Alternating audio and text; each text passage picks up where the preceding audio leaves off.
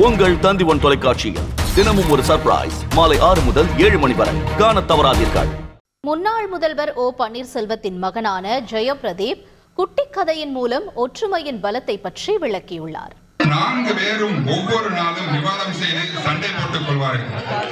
இதனை அறிந்த அவர்களது தந்தை இவர்களுக்கு ஒற்றுமை பற்றிய பாடம் எடுக்க வேண்டும் என்று நினைத்தார். ஒரு நாள் 4 பேரையும் ஆளுக்கு ஒரு மரக்கம்புகளை எடுத்துட்டு வர சொல்லி ஒவ்வொரு மரக்கம்புகளையும் தனித்தனியாக உடைக்க சொன்னார். அவர்கள் 4 பேரும் தனியாக இருந்த மரக்கம்பை எளிதாக உடைத்து விட்டனர்.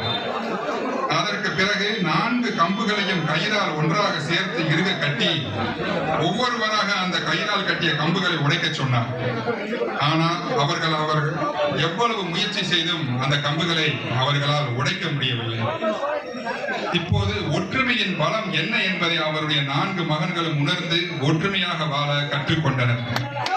ஒற்றுமை மட்டுமே மிகப்பெரிய பலம். அந்த ஒற்றுமை மட்டும்தான் வெற்றிக்கு வழிவகுக்கும். உங்கள் தந்தி1 தொலைக்காட்சியில் தினமும் ஒரு சர்ப்ரைஸ் மாலை 6 முதல் 7 மணி வரை காணத் தவறாதீர்கள்.